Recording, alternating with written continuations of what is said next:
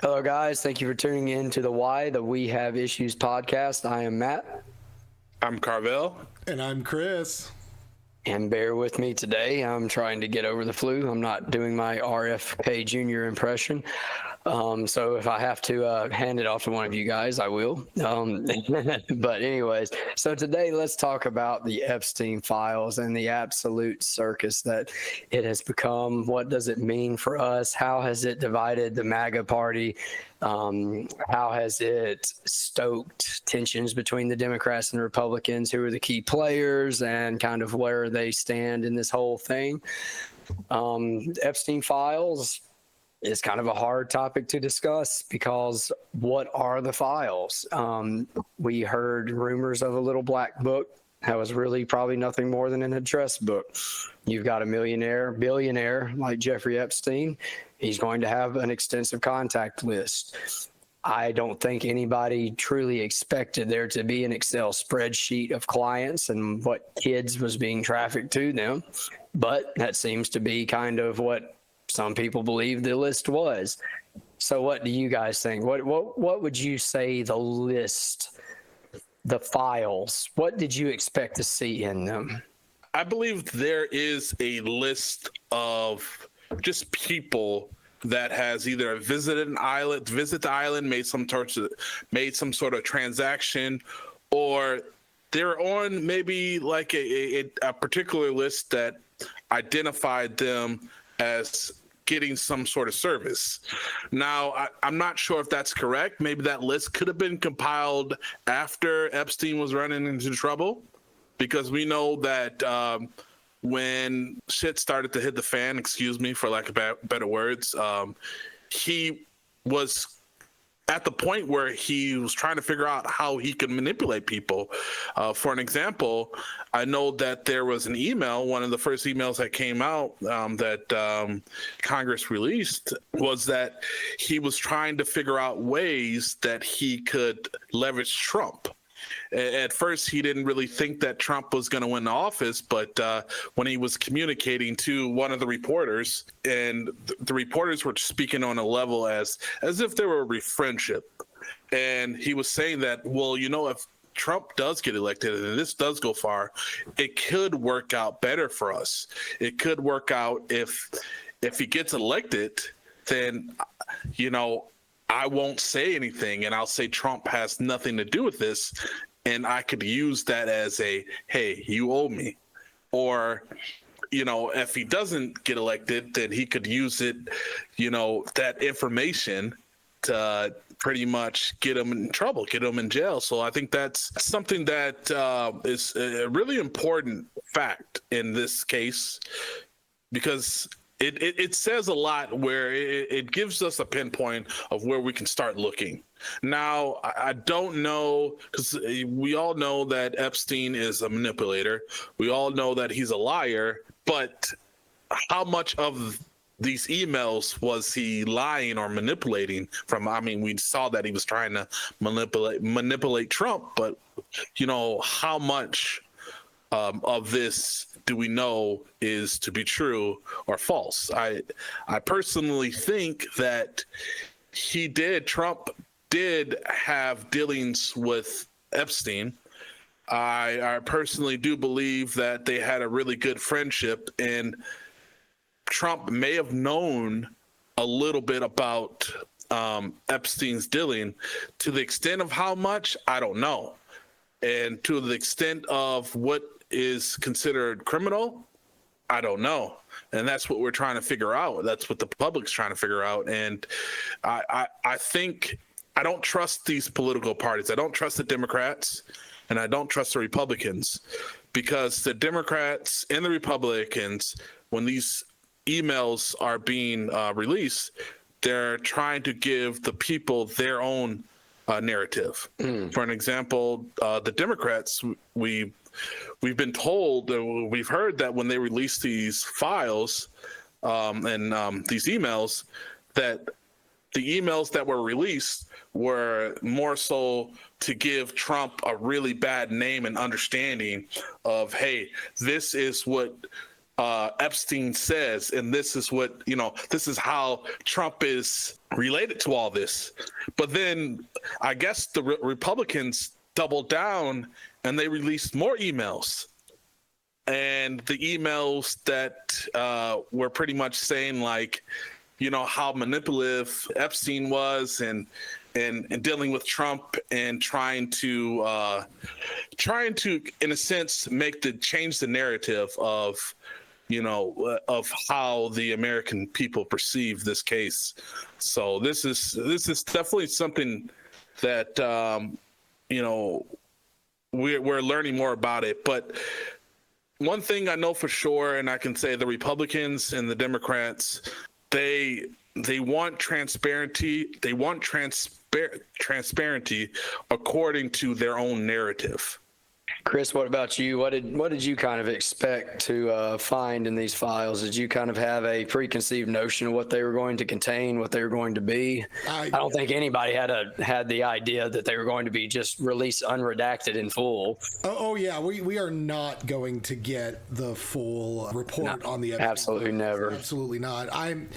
I'm still of the belief that due to Jeffrey Epstein's background, that there is no doubt in my mind that he was an Israeli intelligence asset, and that a lot of his files are mostly compromat on high-ranking officials around the world.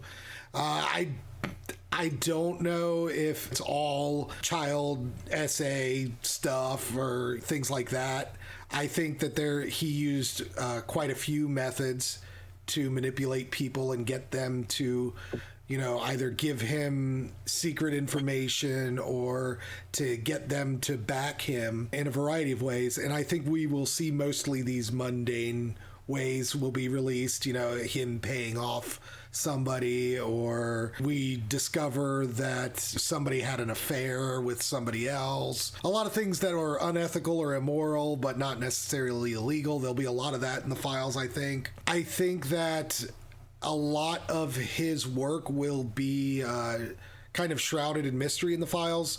I think they'll scrub any mention of him being an intelligence asset from anything because they don't want the diplomatic fallback from that. I do think we will probably see some lower key people associated with the child trafficking, not necessarily like big politicians, but millionaire bankers, guys that might already be in jail, guys that might have already passed away, that it's easy and you don't actually have to do anything.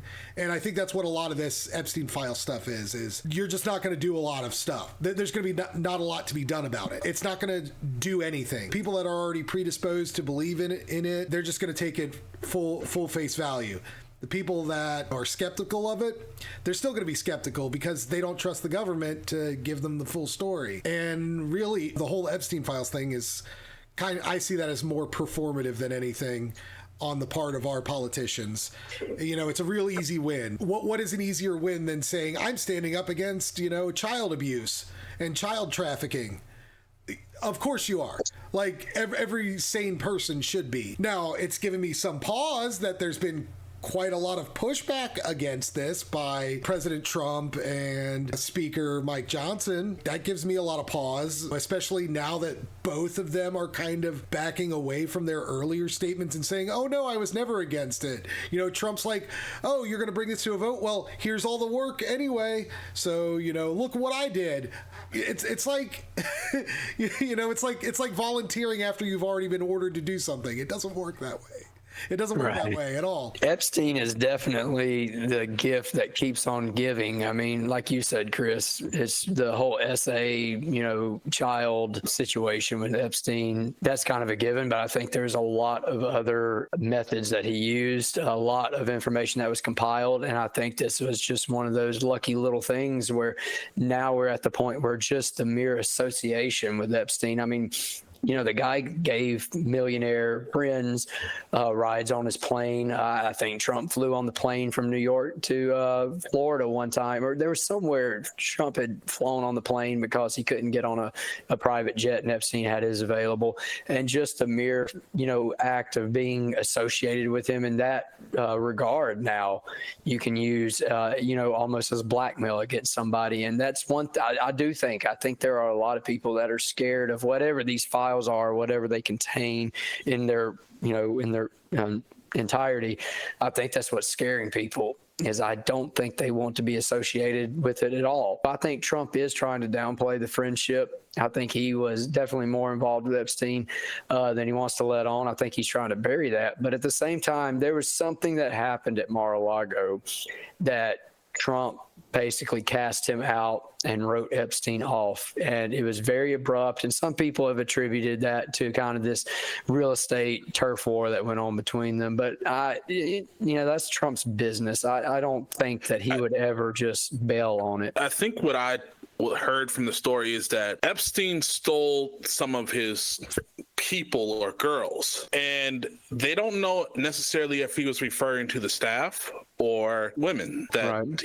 Naturally go there. So I think that's kind of the thing that we don't quite understand in the whole Epstein emails. And but that is something that everybody's looking at, right? That's something right. that throws off a red flag. Is what do you mean by stealing some of your people? What do you mean stealing some of your girls? What does that mean to us? I personally think that, yes, Trump knew what was going on, and he did. This is me personally speaking.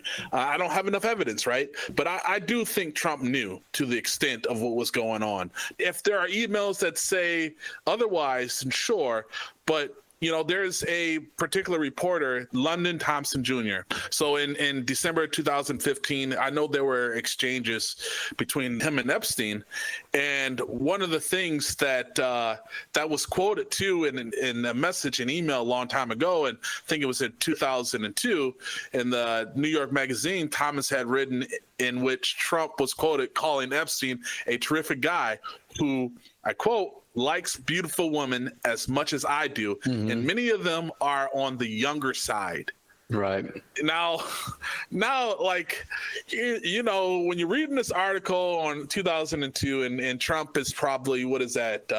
23 years ago, and Trump is 79. So that makes him 50, 55, 56, right? And when someone says that 50, a 56-year-old says, I like him on the younger side, you're immediately thinking, oh, he likes a 25, 26-year-old and stuff.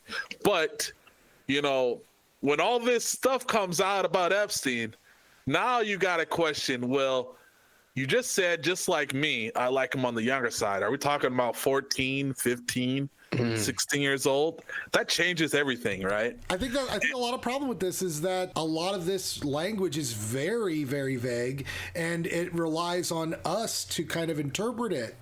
Because Epstein himself, he wasn't always around, like 14, 15-year-olds out in public. He would be out with, those like 25-year-old women in public. So Trump could have just thought he liked legal 25-year-old women, or he absolutely knew. The language is so vague, we can't pinpoint it. And so many of these emails and so many of these messages that get reported, that's how they sound. And like, I don't know. That's that whole vagary that just really muddles the whole discussion. We know that Trump, he has women coming to him because he has power, he has money, he has fame, and you have to be really smart about that when you get at that level, because we see that with athletes, happening to athletes when they're 21, 22-year-old. They get half their money taken, or they get these women that charges them with rape, or they get all this stuff. And if they have to learn that at the age of 21, 22,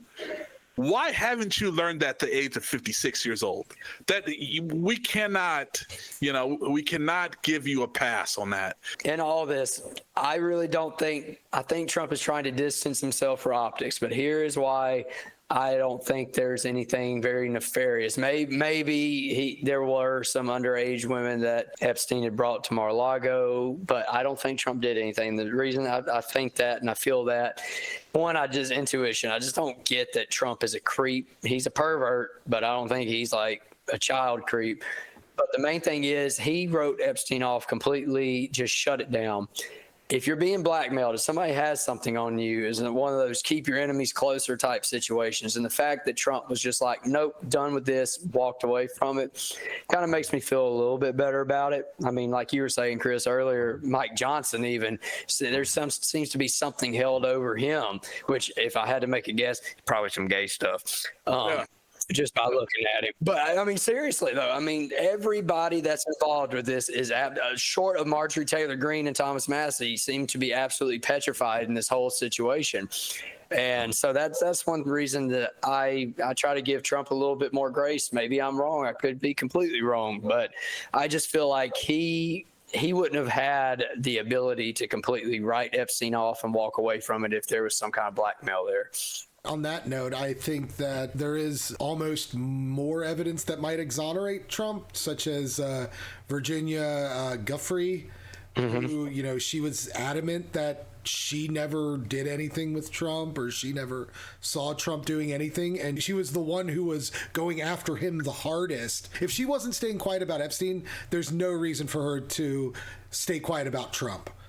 Precisely, yeah. Although I will say that with Ghislaine Maxwell's treatment, since she has been arrested and convicted, that there is, some doubt with that. Again, the whole issue is kind of vague, especially where Trump is concerned, because, Ghislaine Maxwell, all of a sudden, she's in, her low security prison. She makes a statement saying Trump was never involved with Epstein. And then all of a sudden she gets in a minimum security prison. Was that a deal that was made? Do you think that she will get pardoned? It's interesting because Trump has only ever had good things to say about Ghislaine Maxwell. If there is some sort of, shady dealings, maybe it involves her and maybe it's not involving underage girls or anything like that.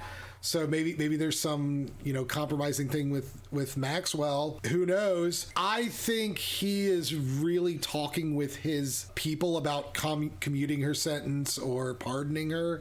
He may do it in the last year he's in office as one of those 11th hour pardons, especially if, the whole Epstein thing kind of evaporates away and nobody really seems to care about it anymore. It's not going away.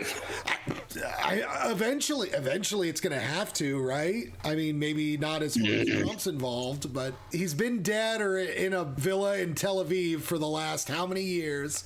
Well, it's it's crazy to me how the Democrats are, the Democrats are saying, well, MAGA, look, Trump's in the files. Dude, MAGA is in an uproar about this. This is what's completely fractured the whole movement right now. I don't think they're going to let it go. This is one of the whole things. This is one of the reasons Trump was elected. I don't think it's going away. Something has to be released. And I think it's a very convoluted story. So do you think he's just going to let Maxwell, I would say rot, but she's not really rotting in the minimum security facility? I don't think she'll be pardoned. If anything happens, I would suspect, my guess, if I was placing money, is that she dies.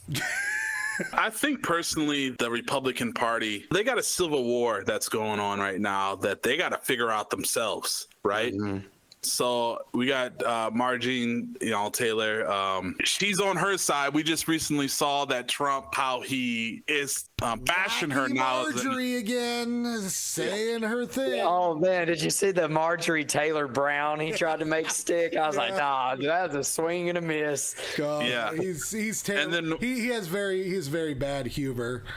And then we have Tucker Carlson having Nick Fuentes on the show, and people getting mad about that. And then you got Candace Owens and, a bunch of other people talking about Jews, and, Ben Shapiro saying that anybody who says anything about Jews is an anti-Semite.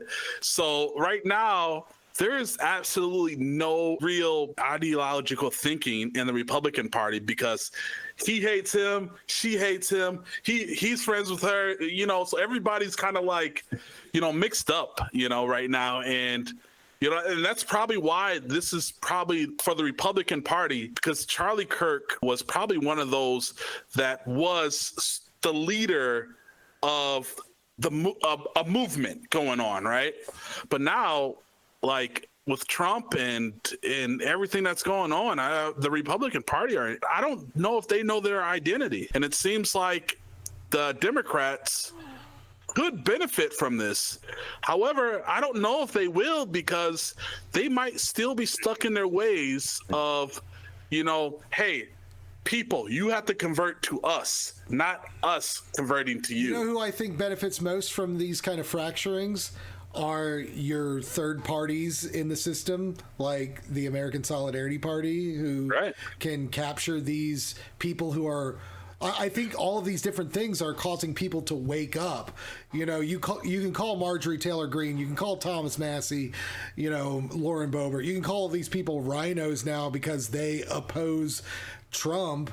But they're just coming to the realization that the establishment parties are kind of the problem with America, and that all these things that they're doing keep getting shut down by the establishment that are what the American people want.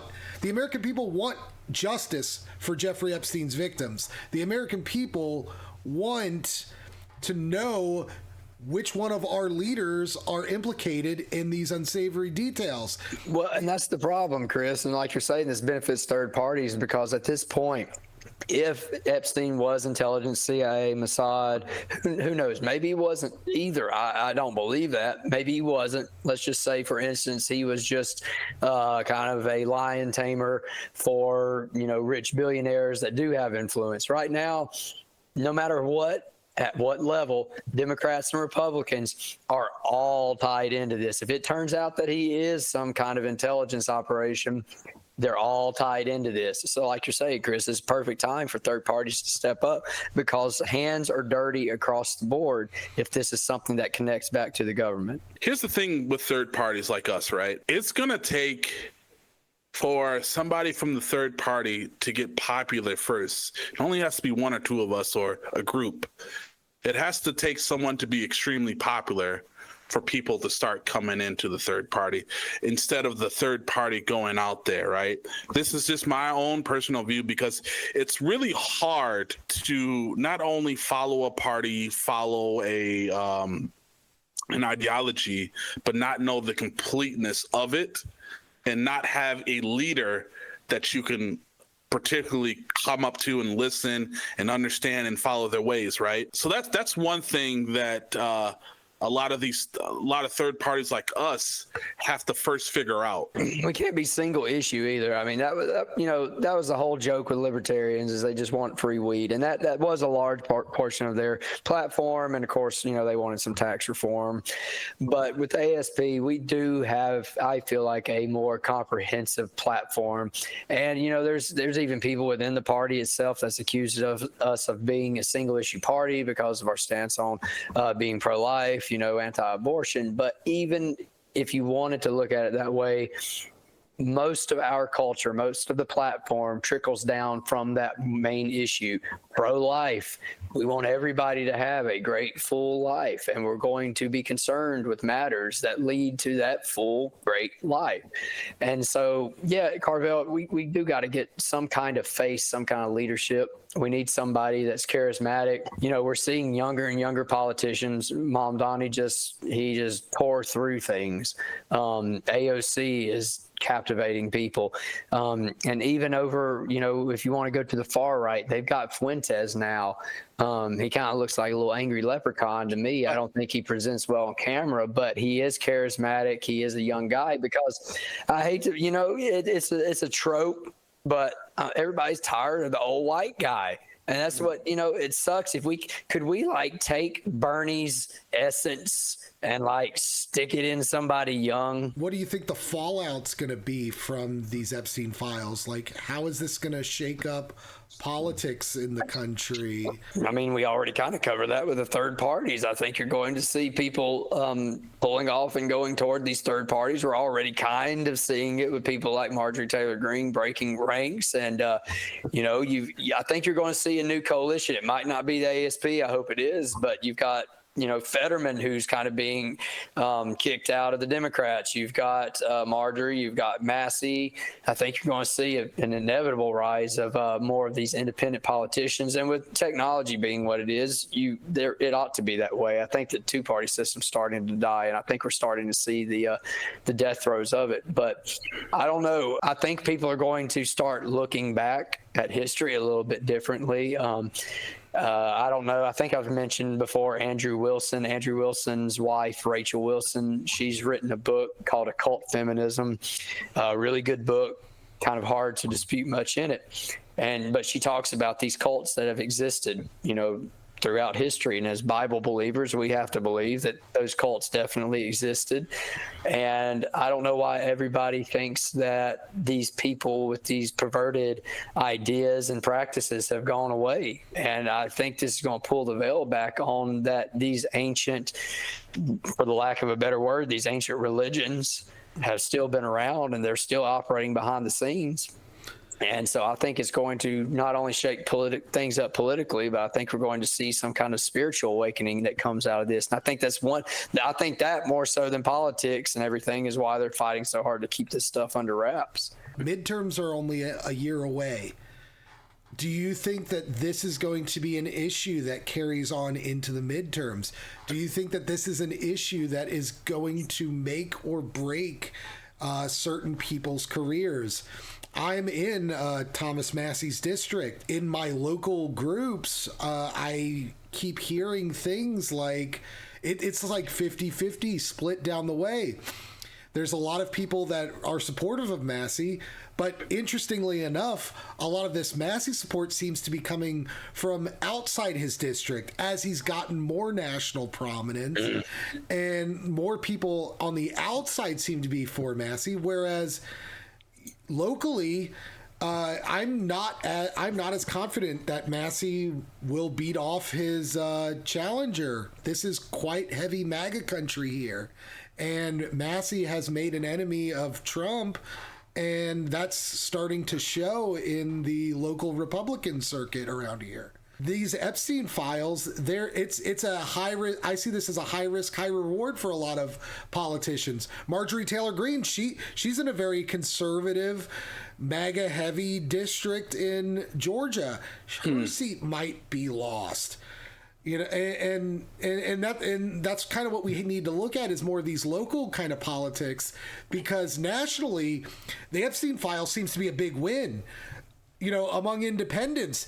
Of course, we want to see the Epstein files, but in a lot of these districts, there's a lot of closed primary states. Independents don't vote in them. Democrats can't vote in them. Mm-hmm. It's only Republicans, and Republicans seem to be either incredibly dismissive of the Epstein files, or they've gone into it. I'm curious if this is what you guys are seeing in your areas. And do you think that this is something that politicians might want to play around with?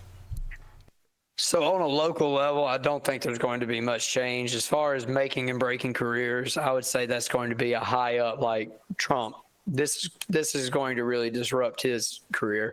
And, you see Obama and people like that get drug into the folds. But the issue is, and yes, it will continue on to midterms. It'll still be an issue, but Republicans aren't going to want to rock the boat and turn over any power. MAGA might, out of spite, vote some people out, but I don't think they've got the numbers. I think there's more level-headed, not MAGA, like just call them conservative Republicans that are voting, that are going to negate that. So locally, I don't think there's going to be a whole big change come from this. People might be pissed off about it, but there's this mentality of, it's always been this way. Like, well, I don't want to vote for Trump, but I don't want the Democrat to get it, so I'll vote for Trump. I think that's kind of the mindset people are going to have. And I think on a local level, you're going to see it's going to remain the same. I don't think you'll see much change. I think there's an identity crisis going on. And with the identity crisis, especially with the Republican Party, once they figure that out, then, and how they come out with it, that could be the determining factor, right? A lot of times, because I would say right now, the Republicans do have the stronghold on the outlay of the land. But they're struggling with the identity issue right now. The Democrats, though, are at a good place right now, a very good and comfortable place right now where they could take control, and they probably will take control of the House. Do you think that the Epstein files being released helps the Republicans or Democrats more? Considering that Trump is the one who released the files now. Oh, it definitely. He can say that the Republicans are the ones who released it, and Biden hid it. No, it definitely helps. Definitely helps the Democrats 1,000%, and it helps the Democrats 1,000% more. Number one, because everybody who's following everything sees it looks like Trump is holding back something. He's hiding something. Like, if you were at the position that he's at, you say, release the damn things. I don't care. Let's see what we find. Let me see where my name shows up. You don't care. Number one. Number two, it looks as though the Republican Party is holding out because he's the one that's giving directions to the Republican Party, and they're listening. So you're asking, like, why are you holding out? And the fact that there's 20,000 emails, and you're saying you're telling the people, like, okay, we'll release. We've only released, I don't know how many there have been released, but let's say like 50 or 100. But I mean, that's nothing, right? That's like a crumb, that's nothing. Give me the whole thing. So the Democrats, they are in a really great position because this can drag out for a long time. And the longer it drags out, the worse it looks for you. I think the American people need at least a year and a half to forget about how you've wronged them. If, when Trump does something that is devastating to the American people, he needs at least a year and a half, maybe two, for people to just be like, I don't remember that happening. But the longer that the Democrats drag this out, the better it's going to work for them. Now, I agree with you. Yeah. Now, what's really important for us, a third party, or the ASP, is for somehow we can find a way to get it in people's faces. People see us, people know us, people understand us, and we offer them an alternative. We say to them, look, we're not asking you to convert to us as the Democrats are doing, and we're not telling you to throw away your morals as the Republicans are doing. We're offering you a solution that, hey, we understand you, we know what you're going through, and we're for you, and we'll work for you. That's you, in a sense, are us. And we are all as one, If there's a way that, we can get in people's face to know that, because I feel like the ASP, you already have the right moral ground, right? We are already a party that has morals, but it doesn't mean anything if nobody knows you. It doesn't mean anything if you scream to the top of your lungs that, hey, we shouldn't, abortion is bad, and lying is bad too as well. It doesn't mean anything if nobody can hear you. So that's where a third party like us has to find our way. But as of right now, the Republicans, they have a way out, but they're not going to find it. And the Democrats, they have a golden nugget in their hand right now that they didn't have before, and they're gonna win next year. They're gonna win those seats in the House. How do you think that this situation is going to affect the reputations of people like Pam Bondi, Kash Patel, Mike Johnson? You know, people that have had their hands on this list. I mean, we could even throw J.D. Vance's hat in the ring. Have you noticed how J.D. Vance has been incredibly quiet lately around this whole Epstein thing? Well, I think that's because, and I mean, obviously J.D. Vance has nothing to do with the Epstein files because he was like middle school when all that was going on. But right. J.D. Vance has to play an interesting game because he recognizes that it's incredibly unpopular to be defending Trump in this situation, but he can't piss off MAGA because he's going to need them for when he runs in 2028. It's very interesting that J.D. Vance has been incredibly quiet in this whole affair, especially considering he's never shied away from speaking in defense of Trump or speaking about the major political thing that's going on right now.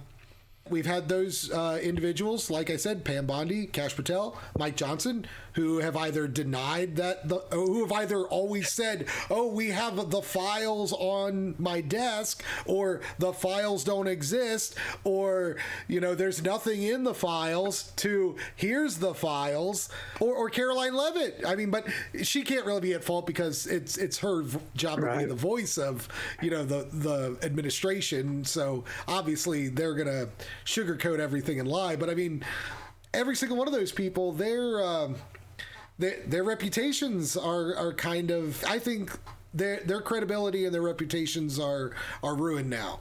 You can't trust the thing they say from here on out. Right. No, if Trump really wanted to make any kind of in-way back, it would be to get rid of Bondi for sure. And Kash has beclowned himself greatly. So my conspiracy theory is they want Trump out of the way. And I think that was part of the deal that Trump made with Ghislaine. I think that's why she got her puppy and her new cushy cell. I think Trump got all the goods from her. And I think they have that information. I think a lot more people in Washington know what really went on than are letting on. And I think Trump is holding that, and that's what's keeping him alive. I think they are going to very much back off of Trump. That's my conspiracy theory. Is I think Trump has the goods on everybody, and now they can't. They're having to back off. I think he probably, just what I would suspect, he's probably got a dead man switch in place, and if anything happens to him, it all comes out like that. That's my conspiracy. That's, like I said, that's my Alex Jones conspiracy, chemtrail, you know, dihydrogen monoxide, and turning the frogs gay. If you remember when Patel and Bongino, when all this came about, you know, Bongino went in there just like, you know, a mad wolf. He was fixing to just run through the whole system and tear it down. And if you remember that interview right after where they were together, they were both like, yeah, we saw it. He hung himself. And I don't know if they are just terrible actors, if they saw something that really shook them up, if somebody, one of these deep state operatives went to them and was like, here's the deal. Who knows? But either way, like Carvell's saying, if you really wanted it all to come out, just release it all and come whatever may of it. I don't care. Like, if our whole country is built on some kind of, you know, child pervert ring and ancient, you know, satanic cultist, and it's going to blow up the whole country to release that shit, turn it loose. I don't care. I don't want to live here anymore if that's what it's all built on anyway. That's one of my conspiracies, right, with the Republican Party and why they don't want to release this, because they understand that, and this is kind of how I see it too, if Trump falls, the Republican Party falls. Because I just personally think that for the last, 10 years, coming on 10 years, the Republican Party has built or stable their who they are under MAGA. Since 2015-16, MAGA is the reason why the Republican Party is doing so strong, right? And if MAGA falls, then the Republican Party is going to fall. And if the Republican Party falls, you might be in a drought the way the Democrats are in the drought right now, or the way the Republicans were in the drought between 2008 and 2000, or I should say 2006. So yeah, 6 to 2016. It's definitely not fun for that political party, and I think that there's no other leader other than Trump. JD Vance, sure, but he's just Trump 2.0. He just does everything that Trump tells him to do.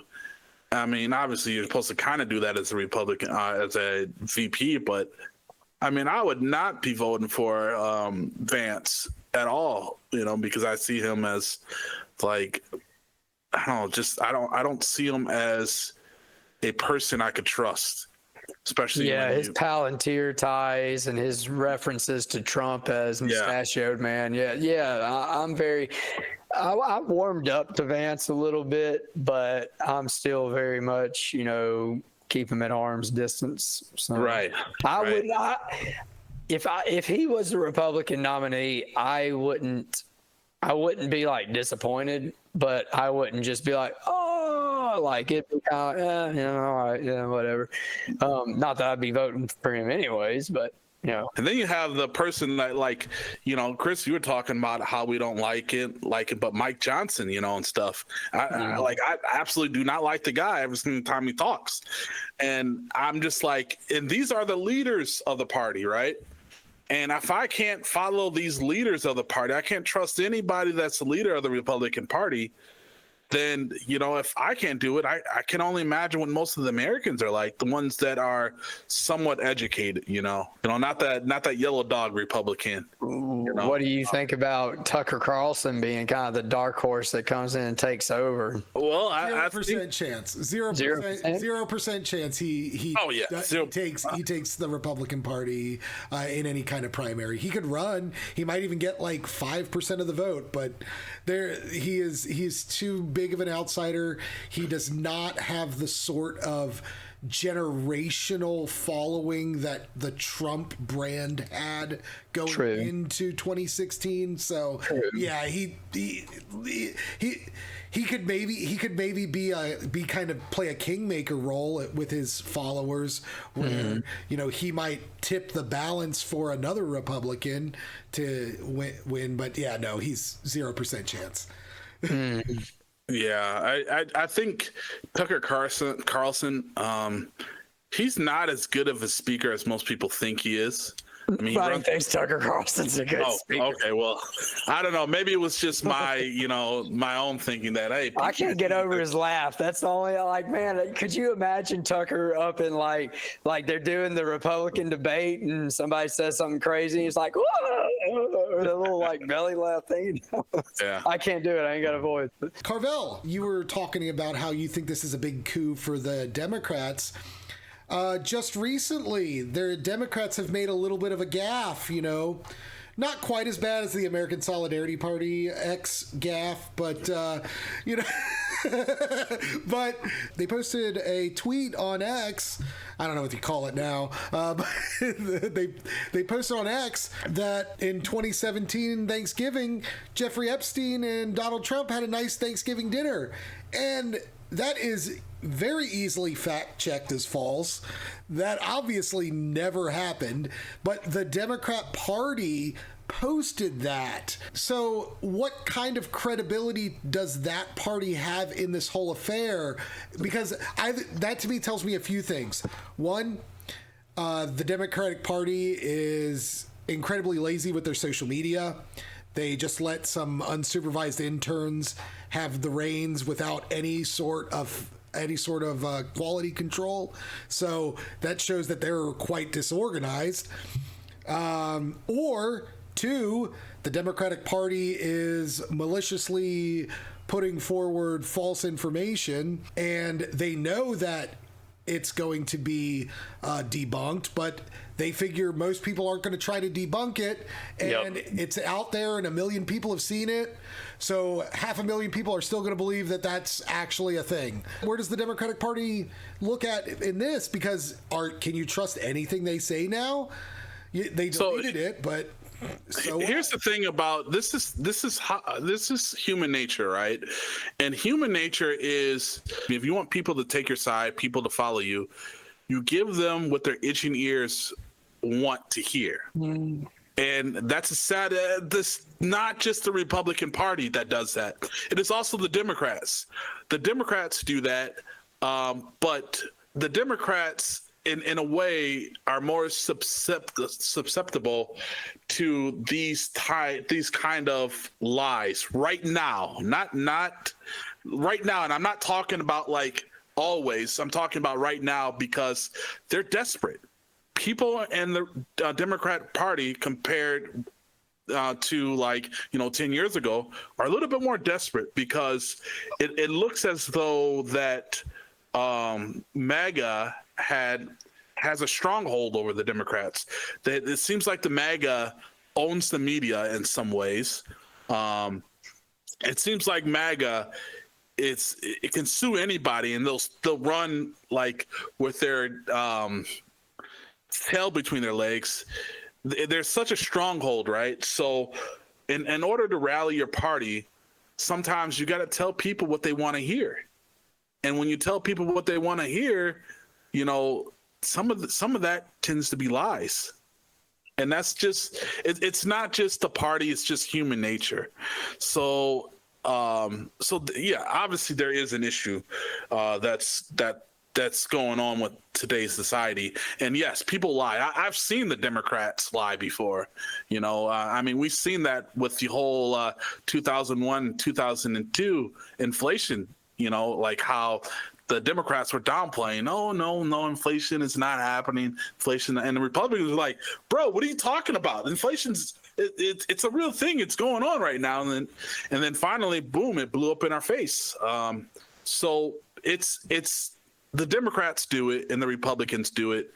Unfortunately, right now, the Republicans do it more. And they got in my perspective, right? The Republicans do it more, but they have, the Republicans that are listening to this, you're going to have to forgive me for saying this, but I think you guys have more blind followers. You have more people that want to hear these things that may or may not be true, but the Democrats have them too, as well. And the Democrats are probably going to try to utilize this tool more because the Democrats are the ones that actually need it more compared to, all of it's wrong. And I don't know if this is just a stupid ramble that I'm going on, and stuff, but yeah, that's human nature, man. People will lie for their agenda. People will lie just to, have you, you got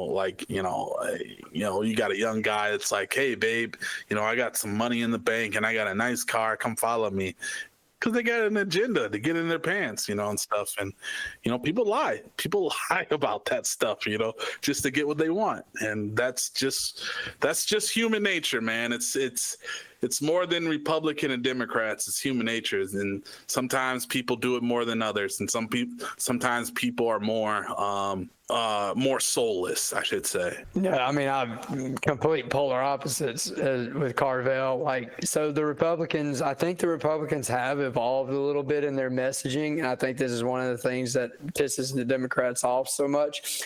Like you're saying, Chris, the Democrats are the masters of putting something out that's not true, and then they'll delete it or they'll redact it. But it doesn't matter. Everybody's already seen the post, and that's what's stuck in their minds. And there is a little bit of that goes on the right. I think the right is starting to master it, though, in a way where they can tell half-truths and they can warp and manipulate the messaging. So it's not wrong, but it's kind of shady. And I think that's the difference. Is the Democrats are completely shameless in it. They'll go that, full bore on it. Republicans are getting a little bit better about being able to, manipulate the language and stuff. Not that the Republicans haven't extended that truth or told outright falsehoods. I mean, no, definitely not. Eating cats and dogs in Ohio not too long ago. So I'm not trying to say like you're wrong, because it kind of almost sounds like you sounded like kind of what I was saying, but it was the polar opposite, whatever. But like, don't you feel, and I could be wrong, Matt, but don't you feel that MAGA was built on this? I mean, we remember Obama being born in a different country and him Muslim. Like, this is what MAGA was built on. This was their foundation, and it brought them to somewhere like of the highest point, right? So what was it? MAGA was an Islamic terrorist. He was Obama was born in Kenya. And Obama, there was just so much stuff. His birth certificate was fake. It was just so much stuff, and people were eating this, Well, to be fair, that was when Trump, and I know Trump was like a ringleader of the whole birther movement, but that was prior to basically Trump coming in. Before this, I think by the time Trump had became the ringleader of MAGA and started to make a serious run, Trump had kind of abandoned the birther thing. Of course, Trump's not going to admit he's wrong, but usually abandoning it is kind of like the best you're going to get out of him. And to be fair, there were some oddities, and Obama did himself no favors. With the birth certificate situation. Like, it was literally kind of like with the Epstein files. It could have been as simple as being like, like, bam, like, here it is right here, and you can look at it. And that's not how it was handled. I just personally think that this is all human nature, right? If I'm trying to, get a job over Chris or you, Matt, some people, depending on your morals, you're going to do things that is going to catapult you ahead, and it might be wrong. And that's just, and Trump is a very, Trump has been along the way for a long time. We know that a lot of his business dealings, we know that, how many times he's been sued, and, how many businesses went bankrupt, or how many businesses he was successful on. But there's always something to learn from it. And he's a salesman. Trump, I've heard people say that Trump is probably one of the best salesmen they've ever met in their life. And in order to be a good salesman, you have to be very convincing. But if you don't have a strong moral compass, doesn't matter how you're convincing. You just got to make the people believe somehow, some way. And he did sell America an ideology that may or may not be true, but we still bought into it. And I think that's what the foundation of MAGA was built on. It's him having his selling point, and we ate it up. The people that needed to eat it up, they did, and well, I mean, the whole foundation was that America had been slipping. And of course, the large portion of that was, he kind of blamed immigrants on that. And we did have an immigration policy system that was not working the way it should. And we were losing jobs because of that. And, maybe he's a little hyperbolic in it, but I mean, he wasn't wrong. And, construction is a great indicator of economic prosperity, how the economy is doing.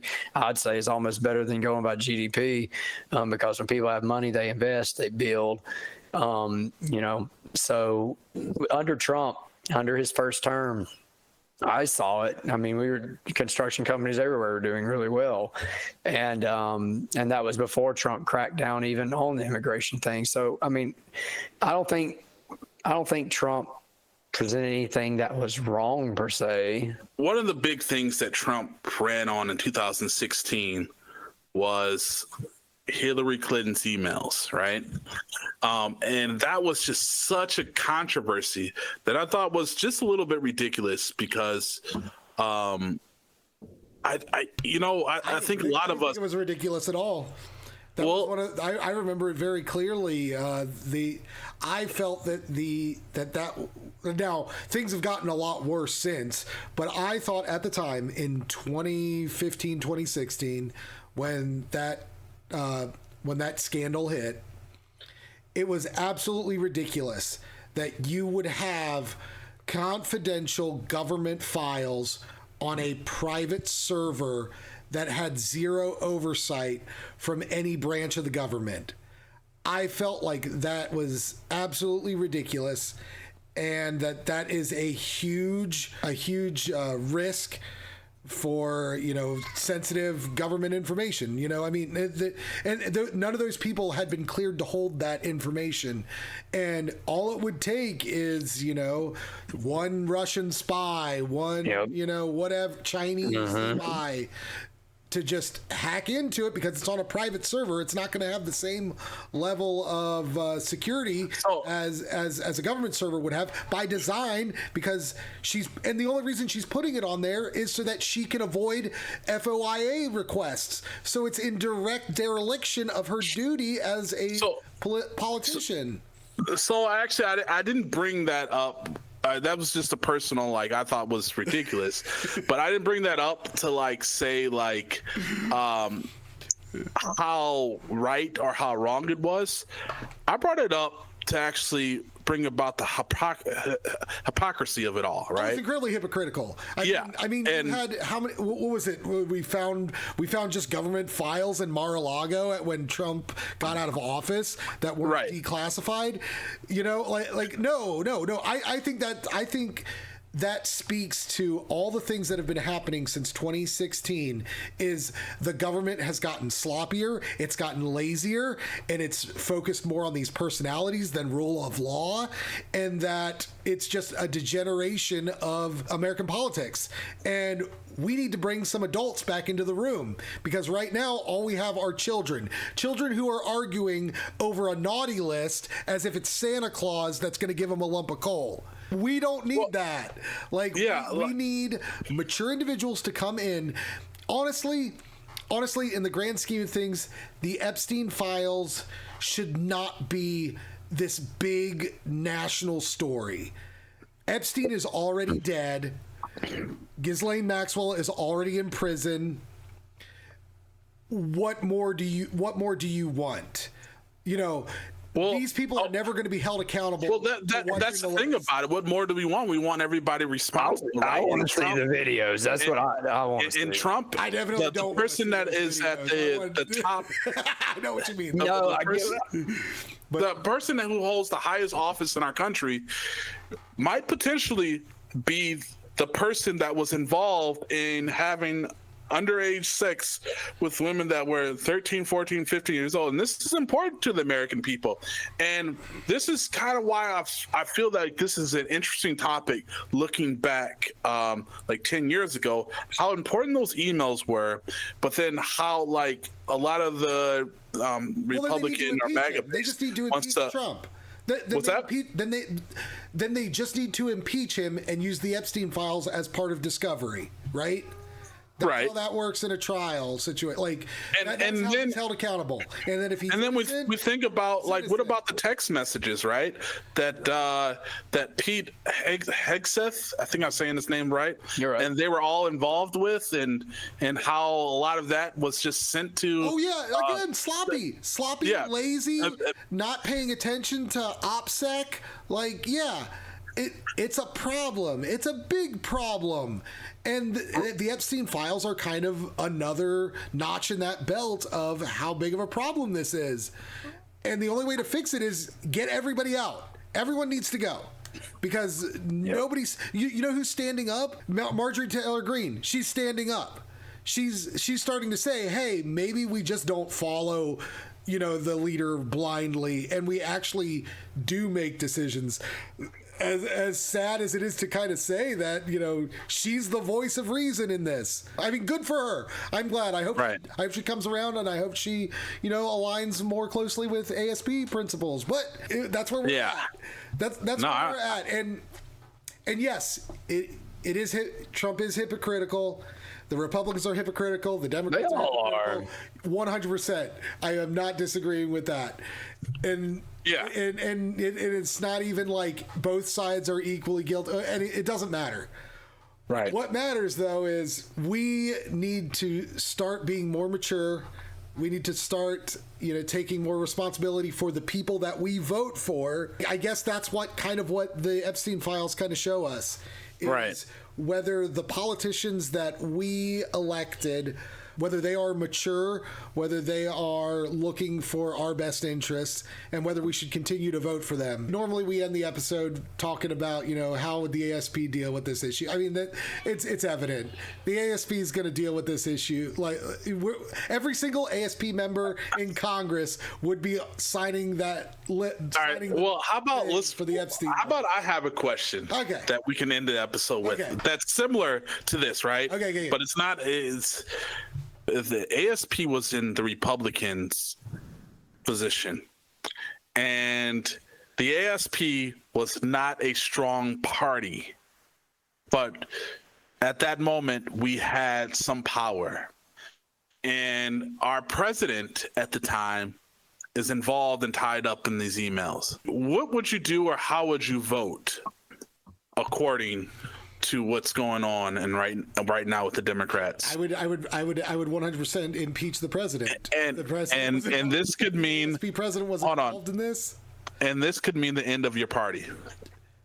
Well, the party, if it ends the party, then the party was not worth defending in the first place.